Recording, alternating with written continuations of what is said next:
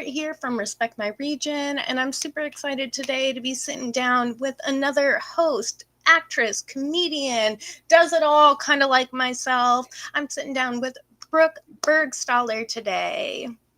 Thank you for joining me. I am super excited to start this. I just started hosting this podcast 2 episodes ago. So it's for our North American Weed Tour, which we just kicked off on the 10th. And we're going to be going through December 15th on this. And it's going to be awesome because we're just going to be talking to a bunch of different people in the industry.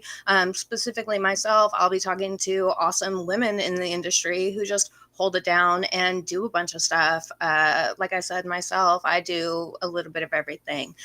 So talking with badass women who also do a bit of everything is awesome. And so, yeah, let's get into just talking about a little bit about obviously the first question most people ask is honestly like how you got into cannabis. But more specifically, like I kind of want to know like that moment where you fell in love with it and just knew for the rest of your life that you would be probably a consumer. Oh, wow. Well, first of all, thank you for having me, Taylor. Beautiful to be here. Hello, humans of the internet. Yeah, I am very much an advocate for this plant. I bow to her graciously. And my consumption entry point, man, that was long ago, baby. I think what was really present for me when I first was introduced to cannabis was the connection to my sensory experience and the deepening of literally sensation, like noticing smells, dropping deeper into sound, and really listening to music in a different way, and being able to communicate in a more open, honest, relaxed manner. And so, yeah, I remember that from the very first time I smoked weed, like, this is an altered state of consciousness, and I enjoy being here. And I kept coming back, baby. Yeah. And then when it comes to like career wise, I really did have like, just to get super woo woo, I had a moment with cannabis after working in the space for a while. I had like a moment of, is this the right thing for me? And I put some flour on my altar and I prayed to her and I was like, hey, if you want me to like work with you and for you, stoked, but give me a little sign. And she did. Yeah. And so I've always taken that as like there's some there's some form of communication with this plant, and I love talking to her and about her. Yeah, I'm right there with you. I'm very much so into the spirituality aspect of it, and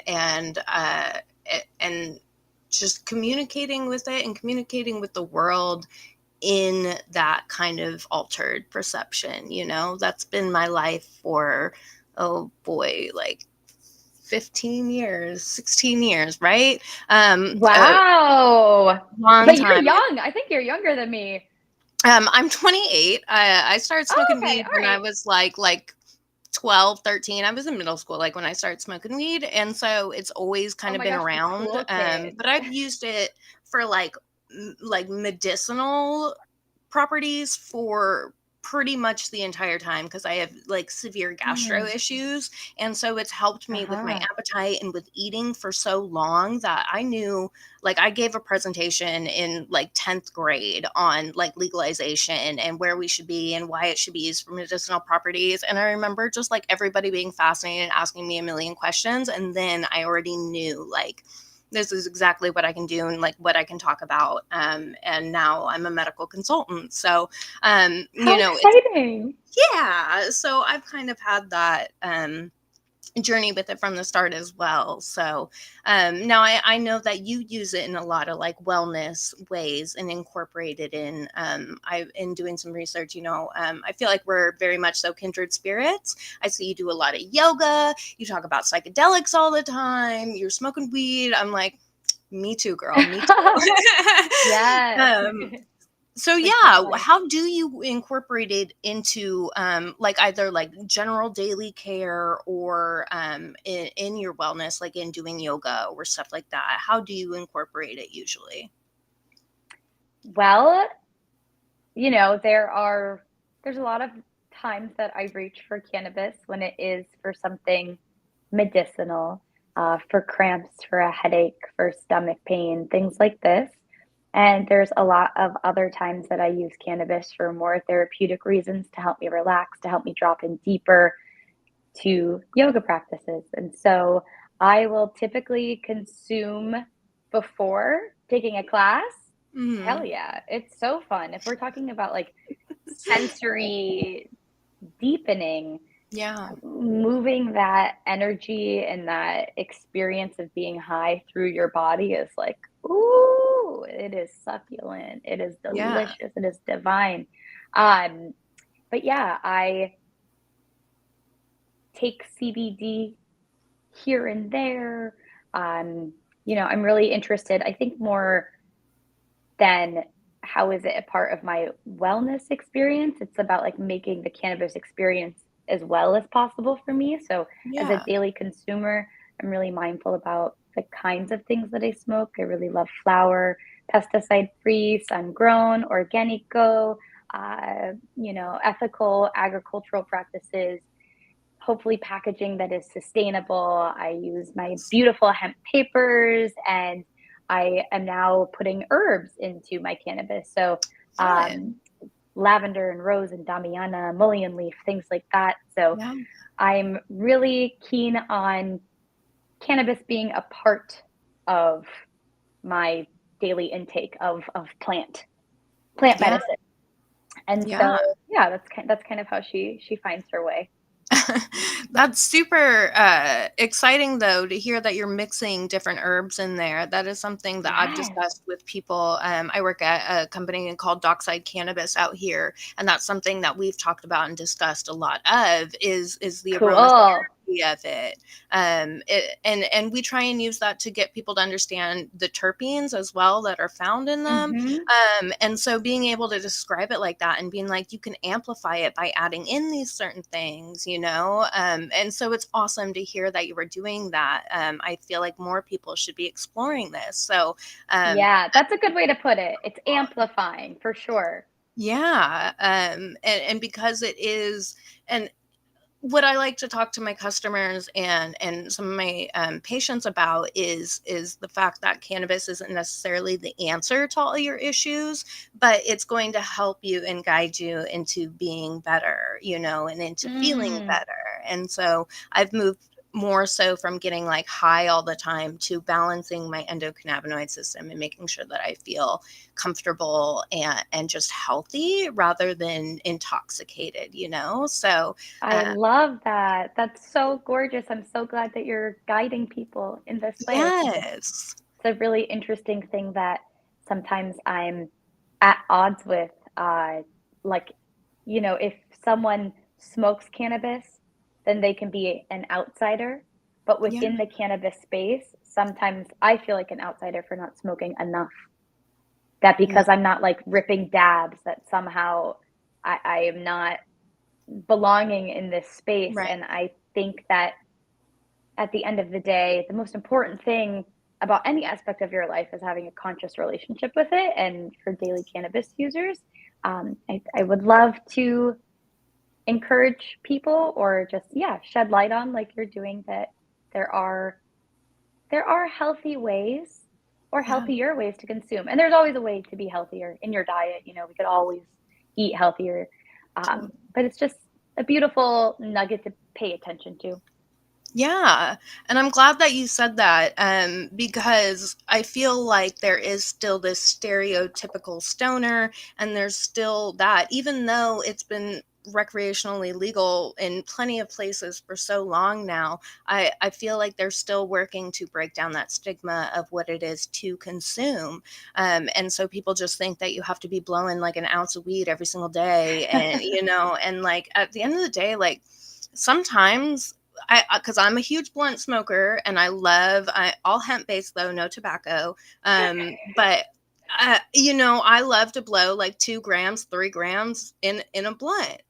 And sometimes I'm just like, that takes like a half hour, 40 minutes. That's a long time. And that's a long time to be spending smoking. So, at a certain point, you need to change those habits and go into a different method. But that's just me Very personally. rational. I love Yeah, that. It's exactly. So literally my taking up too much productivity. time. Exactly. Time is money, people. So, you can't be spending all that time. You need to get up, get out, and get something. You can't spend all your time trying to get high. I will But quote you can spend a some of lyrics. it. That's right. So yeah, so I am all about it. You are completely entrenched in the cannabis world. So the fact that you may sometimes feel like a loner, it's just like my heart, it hurts. And I want everybody to feel included and to feel like they are just as much part of this as, the person who, like Snoop Dogg, who's smoking weed all day, every Ha day. ha ha. They think that that's what you need to be in order to be a stoner, when in actuality, I Right. mean, just daily habitual use of cannabis to some degree, yeah, you're a stoner. You just are. Yeah. I mean, I don't so much feel as a loner as I do um, inspired to have an authentic relationship with the plant So and what is important. authentic for me. Yeah. Yes, so important. And one of the other things of plant medicine I previously mentioned for like a brief second, psychedelics. I am huge advocate for psychedelics, and just the wellness that it can bring to your life. I've been microdosing now. I started October of 2020. The pandemic really set me off into like a huge spiral, and so I started microdosing shrooms almost every single day now, for almost 2 years. Sometimes I take little breaks. And whatnot, but I keep it to a really low dosage to where I don't even notice it. And it's just like, I don't feel as anxious. I don't feel as self-conscious either. I've kind of like opened Mm. myself up and been able to accept myself. So I just want to kind of hear about like your journey with psychedelics, if you use any, when you use any, or how you use them. Yeah. Well, that's so beautiful to hear about your micro journey. We Thank love you. to hear it. Yes. I too have started a microdosing protocol. It's my second go about, Yeah. and I'm really trying to tune into observing the effects, which is really Yeah. exciting. So yeah, I'm having fun with that.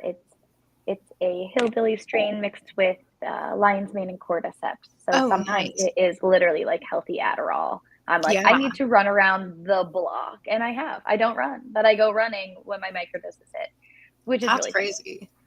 Uh, but yeah, it's really interesting how, not how long, but yeah, in some ways, how hard it was for me to come out of the cannabis closet. And now that the psychedelic movement is running concurrent with the cannabis revolution, I'm just like, I'm already here. Like, you want to talk about different medicines? That's what we'll call them. Chemical Yeah. compounds that will alter your state of mind. Let's do it, baby. So, I'm a huge advocate for these things as medicines and believe that anything that is grown of the earth ought to be liberated so that Yeah. human beings everywhere, I mean, the government needs to stop playing God in a lot of different ways. But human beings not having the freedom to consume these plants as they wish is everything that's wrong with the entire planet. Yes. Um, but yeah, I very much advocate for the obvious benefits that these medicines have on the human psyche. I have some trepidation, concern, just intrigue into the potential for a commercialized marketplace.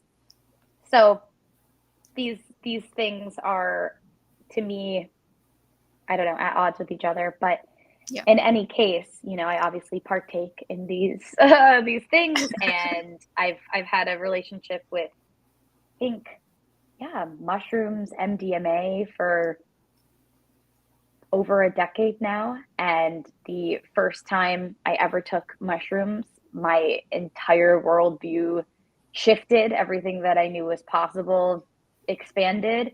Yeah. And I would certainly say that these medicines have made me into a better, more open minded person. And I'm forever grateful and indebted to them. And as a little girl, oh God, I loved magic. I wanted magic to be, I wanted it to be so real. I was like, I want to wave my finger and clean my room. Like, I love Yeah. Sabrina. I love Harry Potter. I love magic.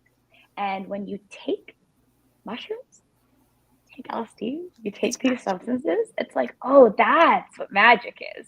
Mm-hmm. Oh, magic is real and it exists in these compounds. And they all have their own missions and perspectives and work here to do through humanity Yeah. as well. So, as much as we think we're a part of carving out these industries for these medicines are carving out their own work through us. So, I'm excited to see how it all unfolds. I'm Yeah. happy to be here and support people through their curiosities. Oh yeah, I love that, and I love the way that you just put that. That was great. I feel like everybody kind of in the industry in cannabis or anything, we are kind of hesitant on the federal legalization and the commercial aspect of it, and full blown just being in the mainstream because it can get muddied down, and I feel like a lot of these base foundation ethical and holistic principles will get lost. And so you know, step by step we can lead the way and hopefully influence people to treat it a little bit better. But you'd mentioned, people still being, getting incarcerated for this and still getting in trouble over these things. And one of the biggest stories right now in the news about it, Brittany Griner in over Mm. in Russia, she just pleaded guilty to drug smuggling over there, and Whew. yeah. It's heavy. I've seen some documentaries about Russian prisons and what they're like over there, and how they treat people and Yeah, I and do their not want to laws. watch those. No, not good. It is not good. But being aware of these things helps for moments like this. I wanted to hear your thoughts on it and how you feel about the situation, because I know you have spent some time. You produced the docu-series. Was that a Mary Jane production for Prisoners of Prohibition? Yes. Mhm. But I know that that was an award-winning docu-series for it. So I wanted to hear your perspective of this, and what your thoughts are on this whole looming scenario that is happening right now.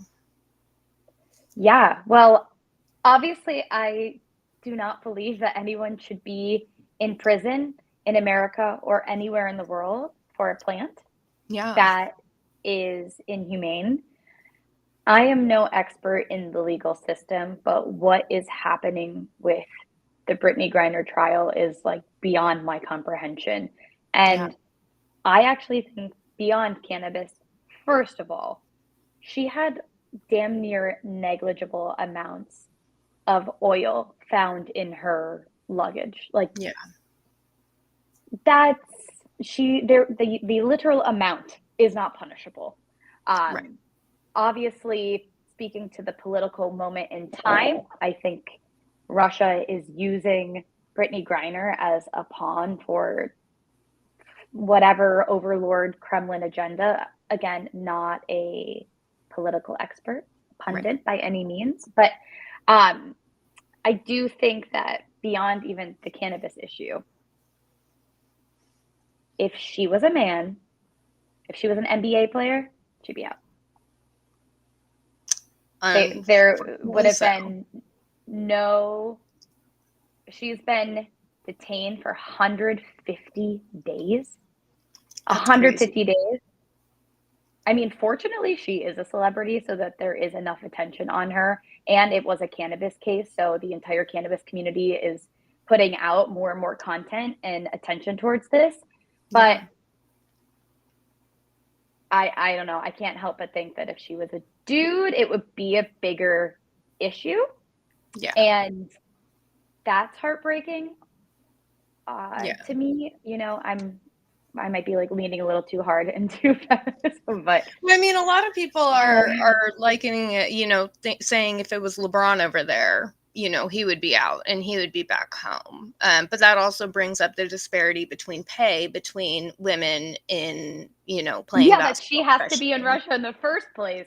Right, to compensate because she doesn't get paid enough, right? And so, there's a lot that goes into it. So, no, 100%. If it was a man in that position, there would be a lot more precedence towards it. Women are second class citizens, unfortunately.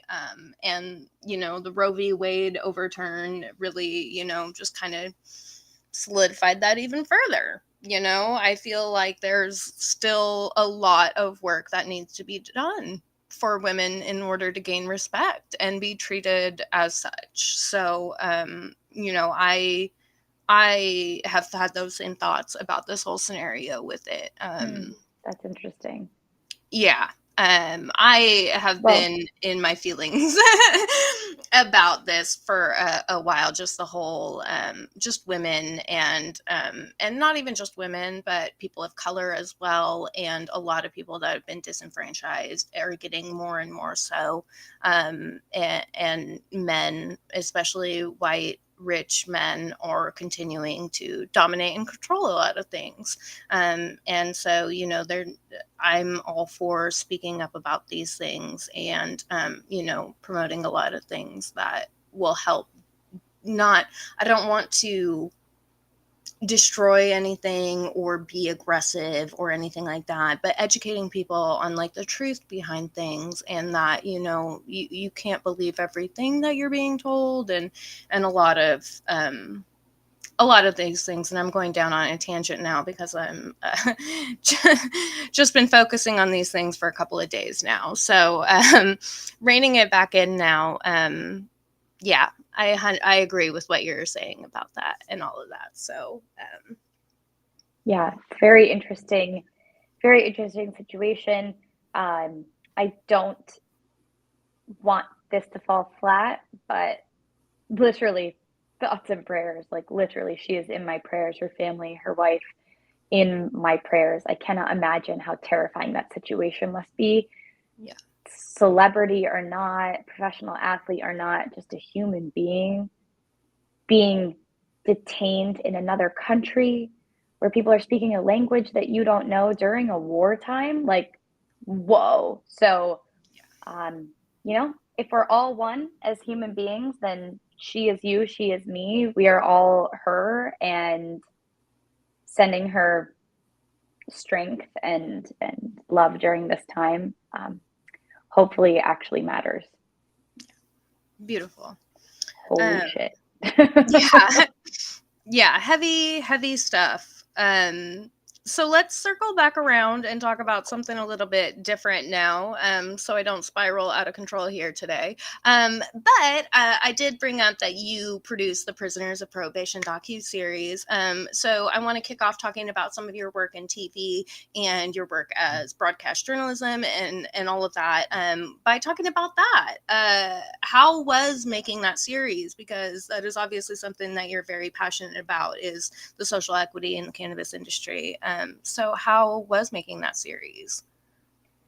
Yeah, it was very challenging. It was very beautiful, very enlightening. At the time we made the documentary, it was a bit more difficult to find statistical information on how many prisoners were in jail for cannabis, what states, how many were federal, all of that kind of stuff.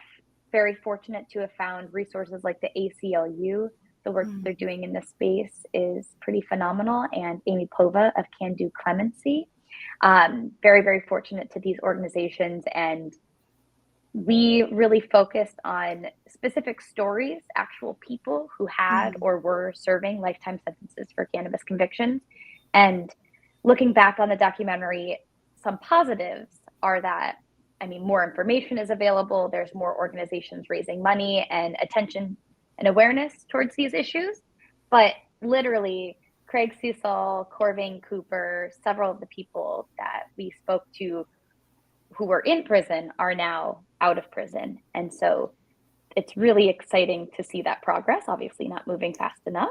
Right. But yeah.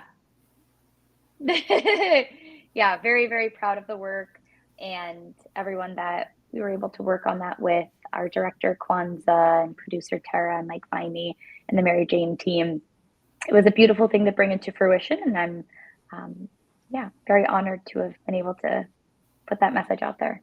Yeah. So cool. What are some of your other favorite things that you have done in the TV movie world? Oh, wow. Well, I was just on a show on Apple TV called For All Mankind. That was Yeah. cool. Uh, Being in outer space is awesome. Hollywood is mind-blowingly creative and professional and capable.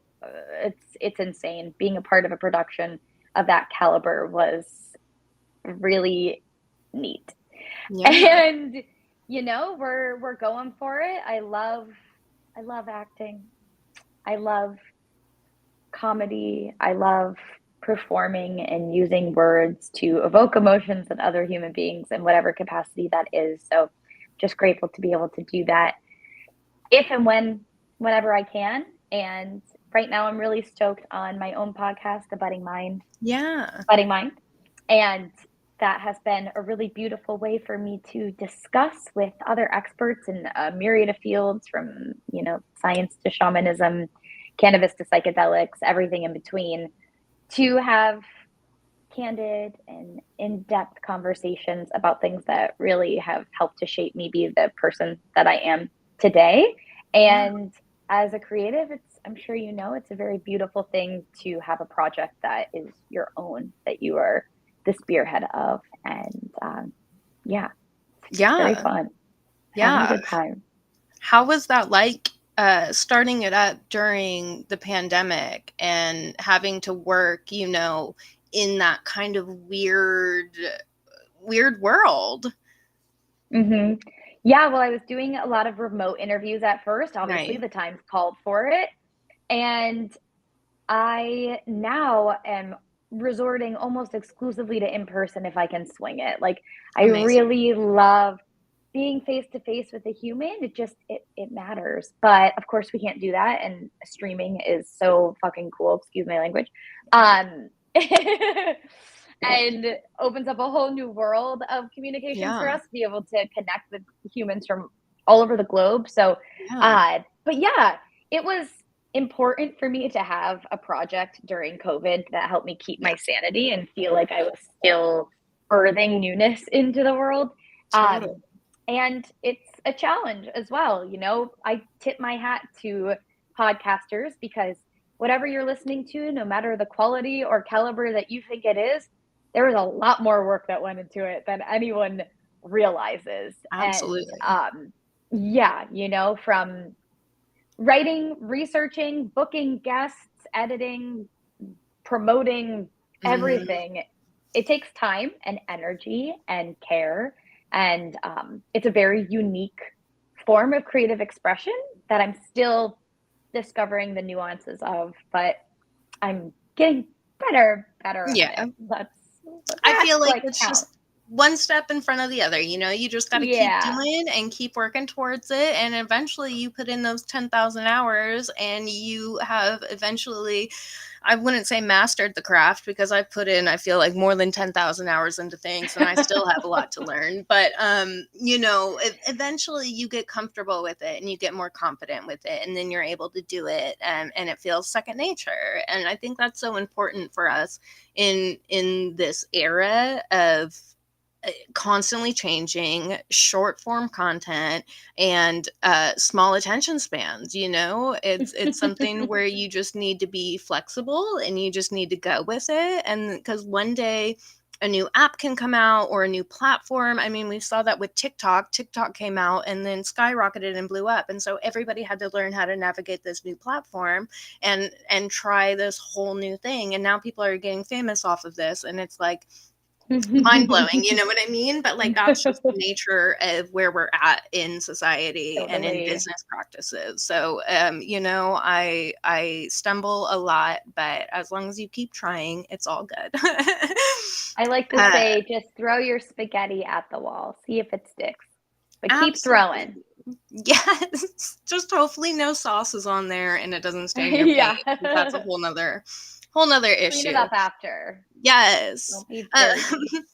So, last thing here, just to wrap it up, I love that you use the term edutainment, because I feel like that is something that I've always strived for, because I love educating people and spreading my knowledge or gaining knowledge from other people, but doing it in a fun and lighthearted way. Because I just think back to all of those like documentaries they made me watch in school and how I fell asleep and it was so About dull and so Russian boring. prisons? Yeah, yes. I hate to say that was a recent Netflix watch, but uh, yeah. Anyways, you totally distracted me on that. Oh, Edutainment. sorry. Oh, you are totally Edutainment. fine. I recover easily, so There we yeah. go. You do. Thank you. And so yeah, edutainment. You take that to the next level with some of your stuff and some of your skits and stuff that you do on social media had me laughing when I was going through them. Um, Powerful. Good. yes. But what is other than some of the programs you do, what is your favorite way to get back in and involved with the community, and do things more physical in the real world space instead of digitally online? Oh, wow. If we're talking about just artistically, I I love and hate doing stand-up comedy. So I'm in and out of that space. It's a incredible way to just like be a masochist. Mhm. I It's a really understand that. fun way to toy with your confidence levels, but Hmm. there's really nothing like feeling like you crushed a stand-up set. And there's also nothing like feeling like you absolutely bombed and you never want to do it again. So it's a push-pull, baby. But Hmm. I and you know what? Especially after COVID, live performance is just like it's so meaningful to me in a Hmm. new way now where I just think like, oh my God, in a month we might not be able to do this. So like go see the Right. show, go do Yeah. the thing. And when it comes to just being in the cannabis space out in the real world, I'm loving getting back out to different events. And I just went to an amazing event for Hy-Vee at out here in Los Angeles. That was during Pride. And so Awesome. just seeing the intersection of cannabis and other communities be celebrated is really exciting, and I want to do more of it. I'm back, baby. Yes, I love that. I'm very much so a community involved kind of person. I love going out to different events and being around people in these spaces, Mm. and being able to share our energies together. So, but that, Oh, one more plug. oh yeah, Does anyone live in LA? I also have been teaching, or sometimes I don't teach it. The founder, Hannah Mason, teaches it, but I'm looking at my calendar right now. Um, Lit Yoga is cannabis infused yoga offerings, and they have monthly lounging lit classes. So they're restorative yoga classes, and they're sponsored by a cannabis brand, and you get to smoke weed and try out different postures, and it's so yummy and delicious. And there's one coming up in Los Angeles. it's So check amazing. out Lit Yoga on Instagram. It's happening on the 31st of July. Awesome. I will book a ticket, fly down, and go enjoy that. Cool. Beautiful. Book your ticket and then you can be my guest to the class. Yes, because I am all about that. I definitely smoke weed before I do yoga, and then I Nice. usually use topicals afterwards and chill out with some CBD Wow. gummies too. It's a pretty great Oh my decompression. goddess. That's her Yes. trifecta. What a ritual. Yes, you smoke a little beforehand, and then CBD gummies, although the gummies can be a before or after thing too. Mm. It works, especially if you're like achy and like in pain before you begin Hmm. the yoga routine. The CBD gummies will really help loosen you up. So, big advocate for it. I love it. Y'all should go to that class if you are in LA because that sounds bomb as fuck. And yeah, follow Brooke. Where can they follow you and see all your things and what you do? Yeah, well, I exist in the digisphere unless you want to come see my painful stand up. Find me on Instagram at Brooke Stellar and at Budding Mind. And you can listen to the Budding Mind podcast on iTunes and Spotify. And yeah. Oh, and I've been doing a very cute show with Lemon Haze as of late called The Daily Squeeze. Monday, Wednesday, and Friday, we drop episodes on an Instagram Lemon Haze Party. And it's cannabis news, cannabis education, cannabis appreciation, all of the above. So definitely like to subscribe to like. Amazing.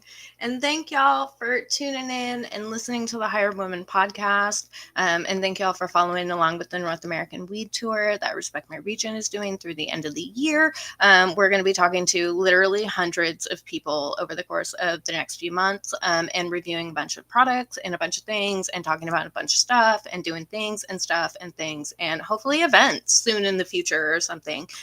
So Yes. yeah, thank y'all for tuning in. I'll be back next week with another guest, as always. And you can tune in to one of our 17 million podcasts that we started to support this tour, to talk about every aspect of the culture, of the products, of the people in the biz, and all of that jazz. So thank y'all again for tuning in, and we'll see